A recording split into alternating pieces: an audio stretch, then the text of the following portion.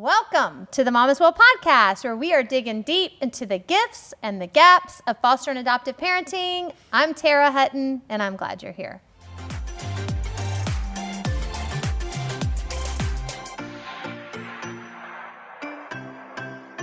Mama's Well.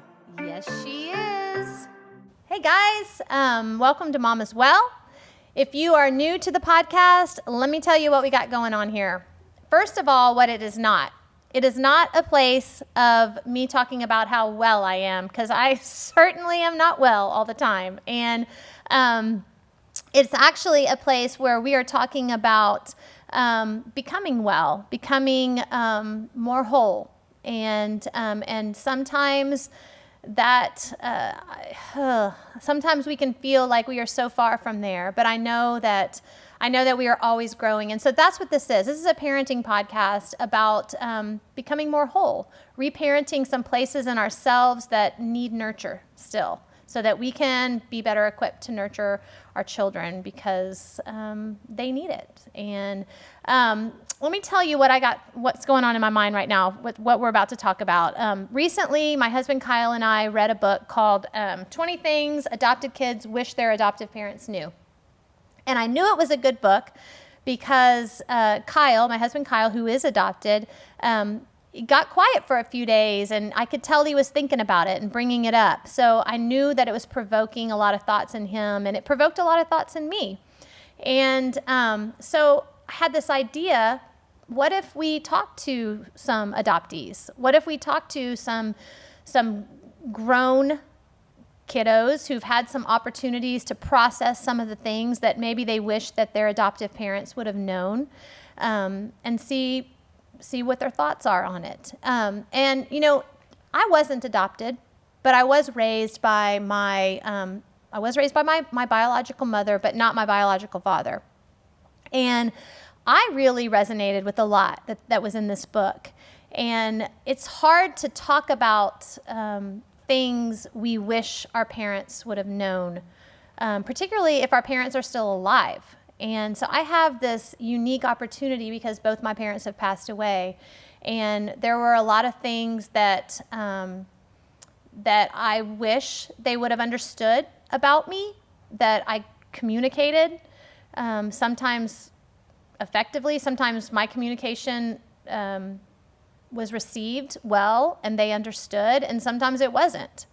And recently, last year, I had this urge to talk to my parents. And so I went outside, and I have their ashes, and they were mixed together. And I put them in my hand, and I just rubbed them together hard. I wanted to feel that. And that was kind of weird. I hadn't touched them in a long time, or ever really. And I didn't even know what to expect. But I had a conversation with them, and I shared some of the things that I wish they would have understood about me. And I shared some of the things that I wish they could have given me.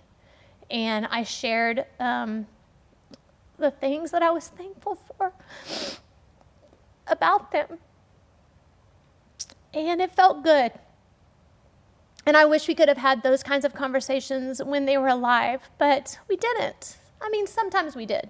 But there were a lot of really deep things that I wish we could have had conversations about. And so anyway, it takes a brave person to talk about all of this. It takes a brave person to talk about this while your parents are still alive. And so this series might take me a while to get through because I got to find some brave people, and I got to find some people that have done enough work that they can talk about this. But today, my guest she's still doing her work.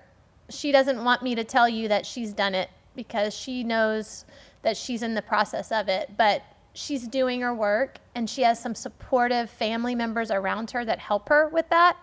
And you've met her before. She was on episode 15, Madison Wright, and you even met her birth mom, Cindy Wright, and she was episode 16. And you met her Aunt Nikki, who raised her when she was about 10 years old. She still lives with her Aunt Nikki. And so that was episode 8. And so if you miss those, if you're new and you didn't get a chance to meet those beautiful people, I urge you to go back and do that. But today I brought Madison in again because I think she can help us understand some of these things and I don't even know if I told you the author of this book, but Sherry Eldridge wrote. And so without me, I'm not going to carry on anymore. I wanted you to meet Madison. Welcome, Madison, again. Hello. Thank you for having me. Sorry, I got all teary-eyed right in the beginning. This is deep stuff. It is. And you're brave. Thank you. So, Madison, I reached out to you first because I know you have support. I know your Aunt Nikki, and I know your mom, Cindy, and your birth mom, and you weren't adopted. You were raised by your aunt. It's a kinship placement, right? That's what we call it. Right. And so while you weren't adopted, these things apply to you. Yes, for sure. Yeah. So you want to give us a little update? Because the last time you were here, it's probably been a year or so. So Probably. Yeah. So where are you at with mom and Aunt Nikki? Okay, so still living with my Aunt Nikki. My mom is a huge part of my life since she's 4 years. She just hit her 4-year mark in recovery of sobriety. Yes, and so we in those 4 years since she's been out of rehab, our relationship has really been restored, and it is still being restored. And so now I'm currently living with my Aunt Nikki, but also have a great relationship with my mom. I'm currently learning how to be a part of 2 different families, because now as my biological family becomes closer and healthier, there's a part of me that of course wants to be a part of that.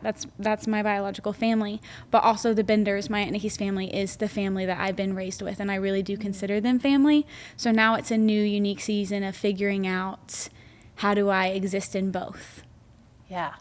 That's hard, isn't it? It is hard. It's very challenging. Yeah. When I shared this book with you, and I kind of I read through the 20 things with you, I just asked you, what do you feel comfortable talking about? What really resonates with you? And you picked that one of the 20 things is that you're afraid that you're going to be abandoned. And I think obviously, as Sherry Eldridge is adopted, and she's done a whole lot of research, so obviously you're not alone. Good. In that, right? I mean, Right. I think that at times we can all feel like we're going to get abandoned, but when a child has essentially, whether unintentionally or intentionally, been abandoned, that's not just a irrational fear. That's Right. real. Right. Yeah.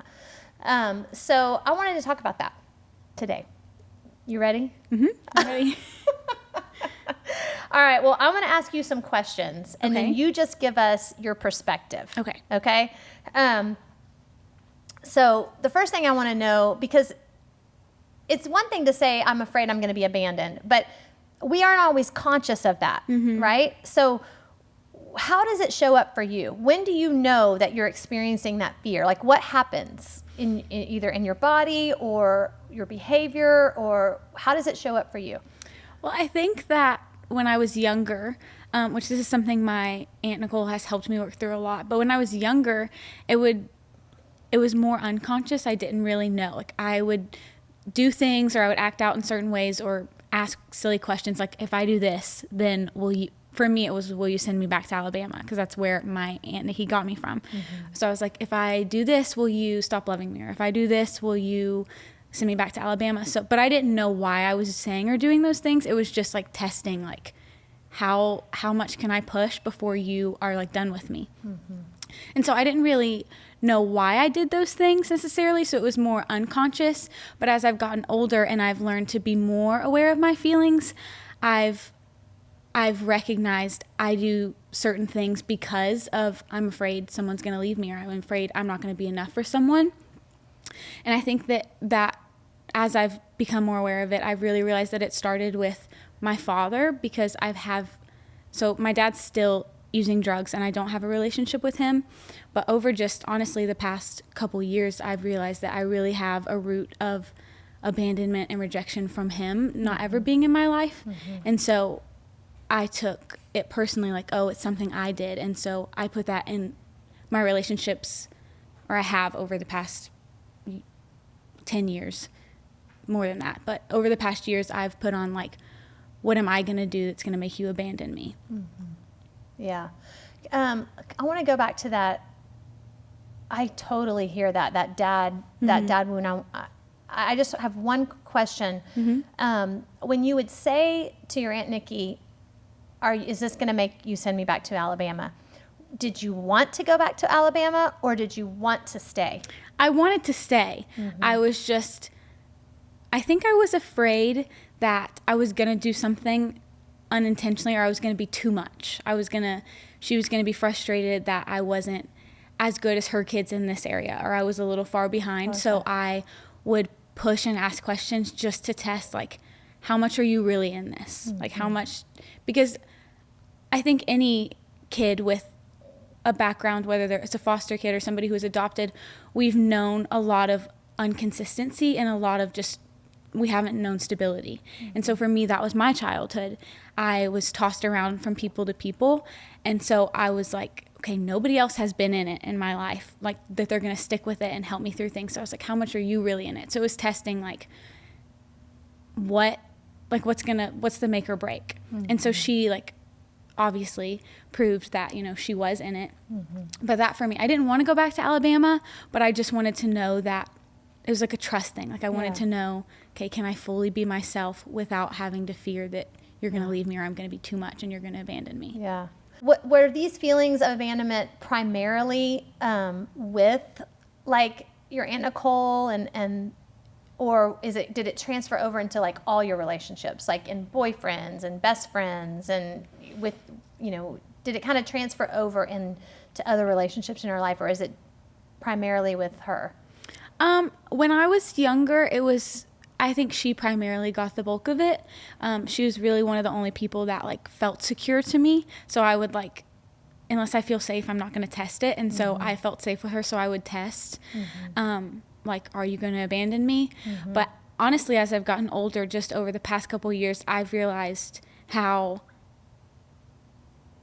it showed up in other relationships, like boyfriends and mm-hmm. friends and stuff like that, in ways that I was never really aware of. Because it's not as blunt as just, oh, are you going to abandon me if I do this? Mm-hmm. But just things of, I would change behaviors or I would change opinions just for somebody, like to agree with someone, so that way they don't think of me differently and then want to leave me.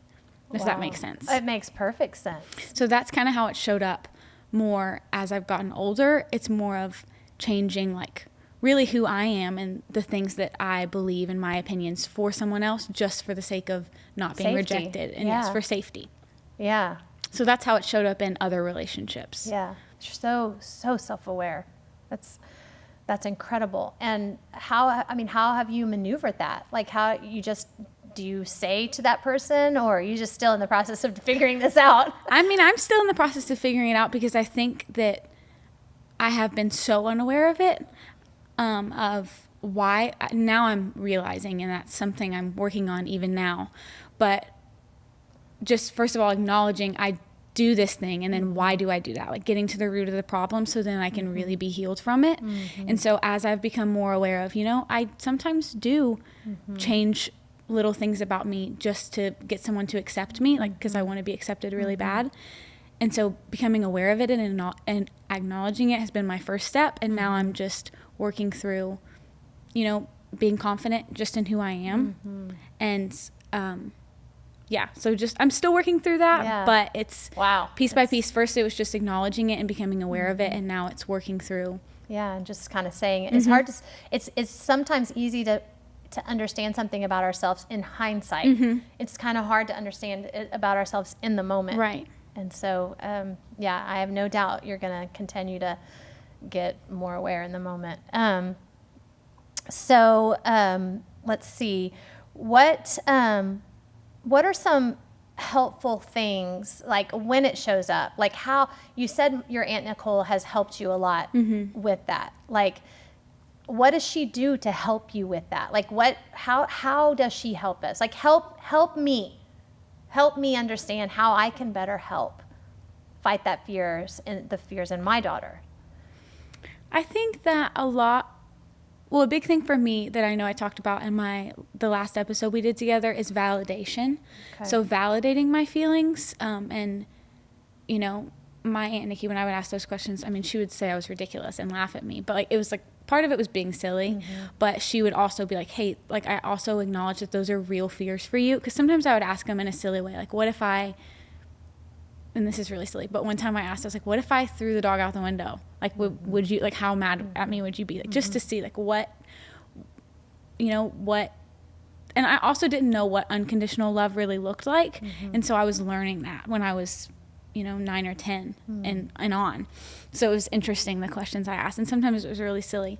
But she would acknowledge that those are real fears. And she would always she always has and still does, just ask thought-provoking questions to me. And so, and I know that can be hard with a foster adoptive kid who's younger because they're more unaware of it, but just asking questions to make me think about things. And she's always taught me to go to the root of something. So we really worked through, why do I ask those questions?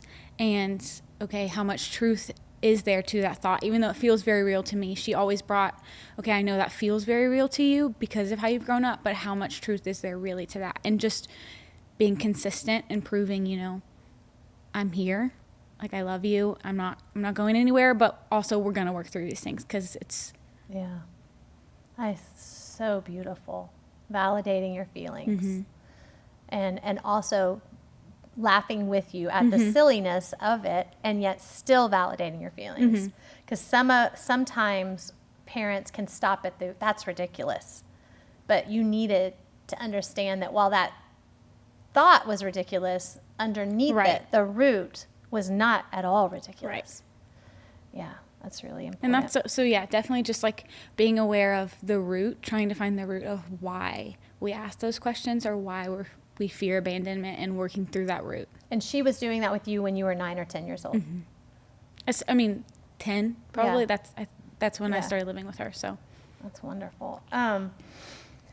Okay. I think you just answered my next question.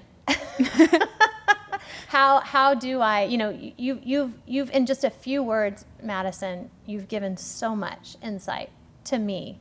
But my question was, how do I help my young girls with that same fear? And I know what you're saying. You're saying validate the fear, right? Validate the fear and then just stay. Now, Nicole didn't always do that perfectly, right? no. Can you give me any scoop on sometimes she just, I mean, come on. What? Sometimes she did it wrong. When we don't show up for our kids in the way that that we know they need, what happens then? I mean, how do you repair? How did she repair with you? I mean, how do you guys repair now? I think now it looks differently than when I was younger. Can you give me both? Okay, so when I was younger, if I was feeling upset or something and I was expressing fears and she kind of dismissed them, because sometimes she would, which honestly, naturally, overall, I'm a very fearful person, so sometimes I come up with the craziest what ifs. But I mean, they're very real to me, but there's just a real root that it comes from, but sometimes it's dumb questions. But we know you're a 6 on the Enneagram. Yes, we learned I'm that a 6 on the Enneagram. So you do have a lot of fears. I do have a lot of fear. Yeah. And I really value security. And so sometimes I'm just like, what if this, just to figure out, you know, how much safety do I really have? So when I was younger, if I was expressing something and she just thought I was being silly and she honestly didn't have the time, or maybe was emotionally exhausted or something going on in her life, she'd kind of dismiss it. And when I was younger, I would get really upset and I would either act out in like being mad, or I would just be like, I'm not talking to you. I tried to get you to help me and you don't want to, so you rejected me and now I'm not going to talk to you. I'm just going to act like I have it all together. So that was really when I was younger, and she would eventually, which it took more work for her when I was younger because I was less aware, but she would come and talk to me and apologize for dismissing fears that were very real to me, but also just being like, okay, I'm sorry I did that, I understand. But also something she did was always say like, okay, we have to work through this though, because you can't continue to have these like just always pushing me to grow. Yeah. And then so that's kind of how it was when I was younger. I would be more like, okay, I'm not talking to you, like, you don't want to help me, it's fine, I don't need help. And then as I'm older, it looks more like, I mean, we don't have as much. I'm very, now I've worked through being aware of my feelings. So if I feel something, I'll think about it first, and then I'll go to her and I'll say, hey, I'm feeling this. Can you like talk through it with me? Or can you validate it? So I'm better now at asking for what I need emotionally, but sometimes, I mean, she knows me very well. So sometimes it looks like an area of my life just looks a little crazy. And so she'll come to me and be like, hey, what's the root of this here? If that makes sense. Yeah. Yeah. That she's got her eye on you, and that she doesn't necessarily know what's going on, but she's created a space in your life that she can ask you what's going on. Do you always, is there sometimes you push back, or do you usually accept that invitation?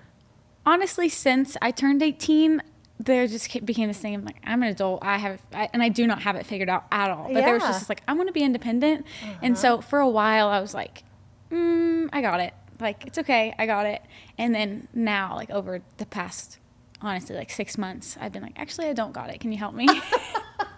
I don't got it. What a great thing that you have a safe place to fall back into. I do. And so, yeah, I would be like, no, I don't need help. I got it all figured out. And there would honestly be times when I was younger that she would try to help me work through something, and I didn't want her to. I'm like, anything she said, like, she could not make it better. But then if she left me, I would get upset too. So she'd be like, Madison, I honestly don't know how to help you, because whatever I try, if I try to leave you, you're mad. If I try to stay with you, you're mad.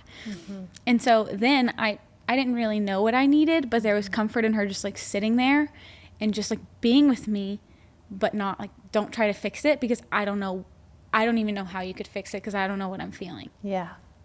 Let me just tell you, as a mom, to a little girl that has two little girls that have similar feelings, and I am the little girl that has those feelings too, that is painful to know that you can't fix it, feel rejected in your efforts to try to fix it, and still stay in it. That is like excruciating for me. And so you've said that before, and it literally comes to mind often, your words, to stay with you in your mess. But that's so hard. And so I'm in the process, as you can tell with the tears in my eyes, of trying to figure out how to do that without feeling like I'm failing. You know what I mean? Yeah. And I know that can be very hard, but I think for a kid, it really shows like, look, you are at like what you think is your worst. You have no idea what you're feeling, but I'm still here. Like, I don't know how to help you. Like, I can't fix you. I've tried everything, but I'm still here, and I'll, whenever you're ready to talk about it. Yeah. So it's like on your terms, but I'm still here. Like, I'm not leaving. Maybe I could just say that. Maybe I could just say, I don't know how to help you, but I'm just going to sit over here with my pillow and my thumb.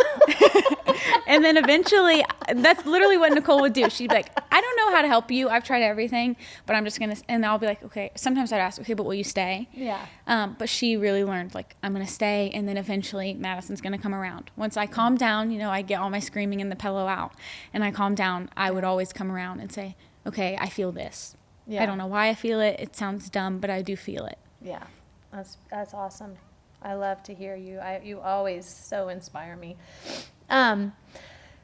So Sherry Eldridge, and I shared this with you on a phone call just a couple days ago, just asking you if this resonated with you, and you said that it did, so I wanted to share it with everybody else. But in her book, she suggests that we as adoptive parents are journey mates with our children, and I liked that term, journey mate. And I know Nicole has been a journey mate for you in a big, big, big way. And a journey mate doesn't indicate perfection. It just indicates that you're on the same journey and you're going to stick there. Right. You're going to stick around. And,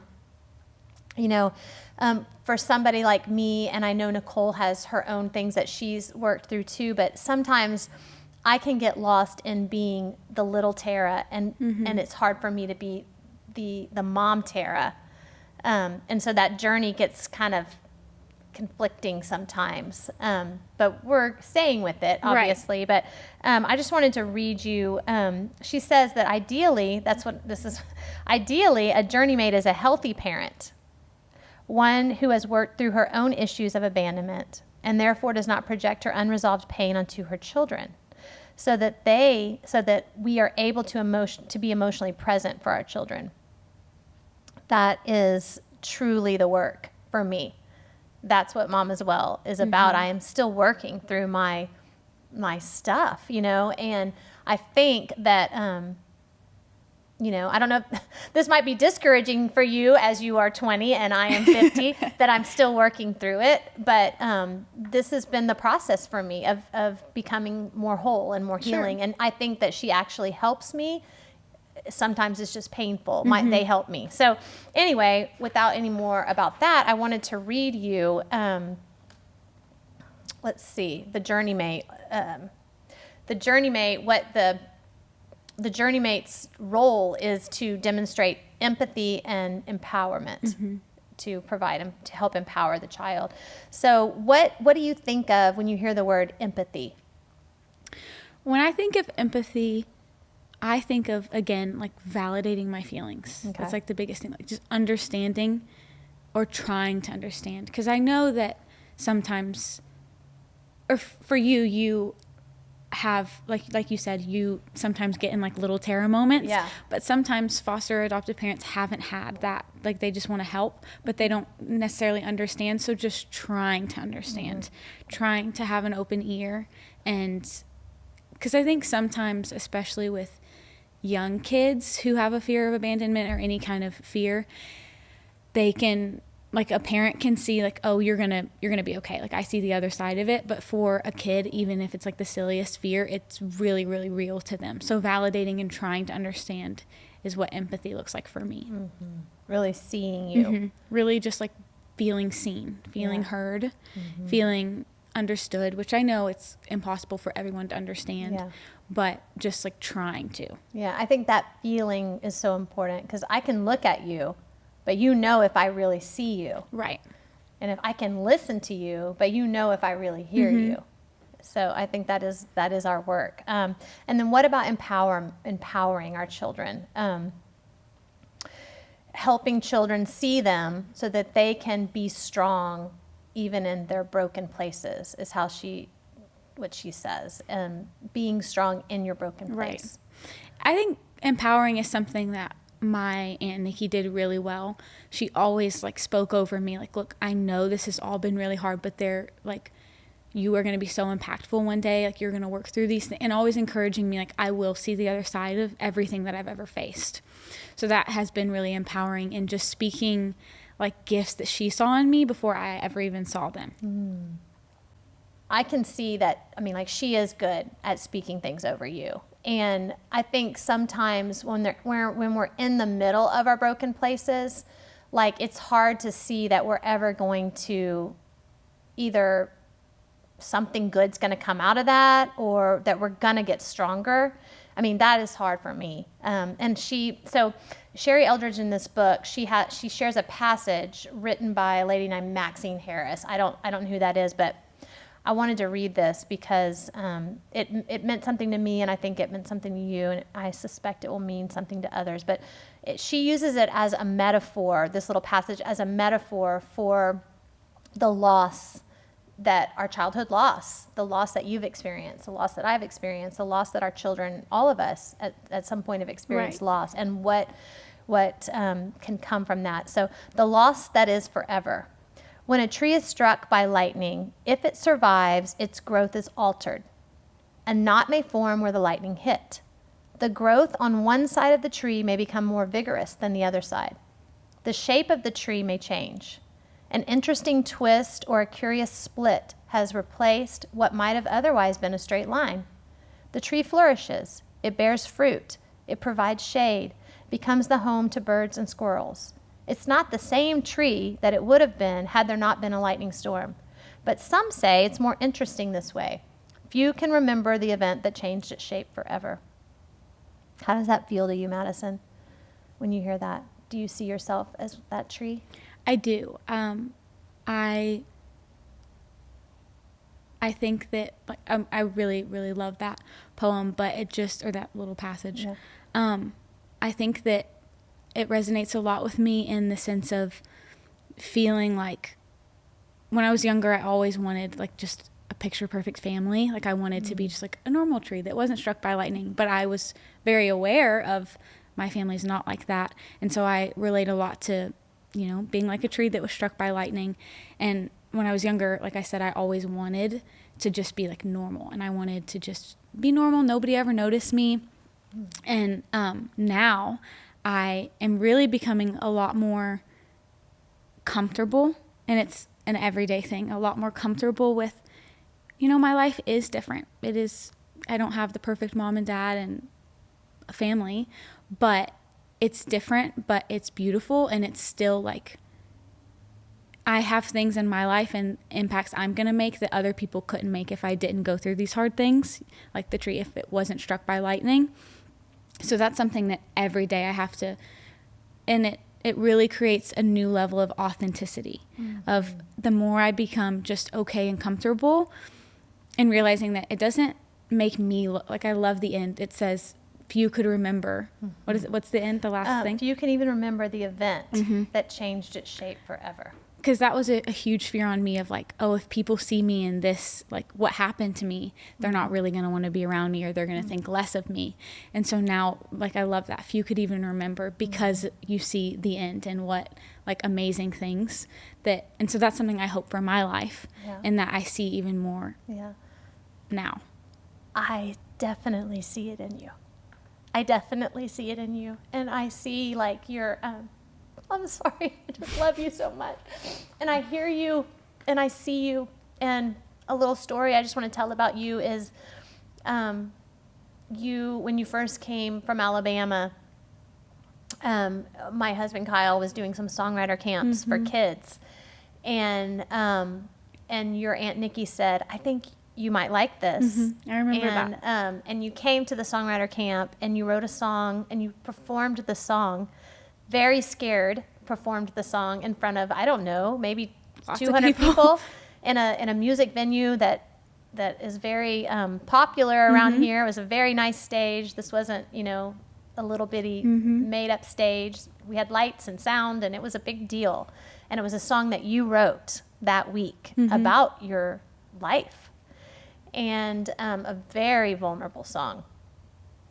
And that was when you were, how old were you? 9 or 10. Yeah. 10 or 11, actually.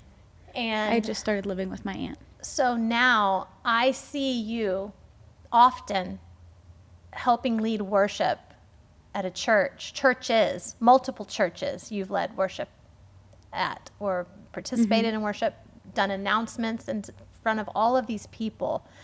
And it's so beautiful to watch you just blossom and provide a safe place for people like my daughter. And you're going to school now to become a therapist, to help, or to do something in this work. And so you are definitely impacting other people. And without your struggle, like you said, you don't have you're not equipped the same. And so I'm just really, really excited and just I have so much excitement for you and where you're going. And my takeaways from you are: validate feelings. I don't have to do it perfectly, and just stay in the mess with me. Was there anything else that I need to take away from that? I think that's basically. Yeah. Validate my feelings because they're real. Abandonment is real. Validate my feelings. What was the second one? Validate my feelings. You stay in the mess with me. You don't have to do it perfectly. You don't have to do it perfectly. Yeah. And I think that, as your kid sees you doing those things, for me, that was like, really, really helped me work through, okay, I'm not going to be abandoned. I'm not, I can start to trust. Because when you go from home to home, or you've really haven't known consistency, you don't know who you can trust, and you don't know what is going to be long term. So when you do those things, I feel like a child can really see and start to just open up and trust, and then they start talking to you more about, okay, I feel this, and then you get to help them. Once they start to open up to you, you get to help them work through those things and really help them get to the other side of things. Beautiful. Thank you. Thank you. You're amazing. Thank you. Yeah, thank you. Thank you guys for, this is a teary one for me. I didn't know it. I didn't know it was going to be, but it was. So thank you for sticking around. Thank you for listening to this whole thing. If you would please scroll on down to the bottom and hit follow. That way you will get podcasts as soon as they're released each week. And we'd also love your ratings and your reviews. My sweet daughter was giggling with my phone the other day and left me one. So scroll down there and you'll find it. Anyway, have a great week. We'll see you next time.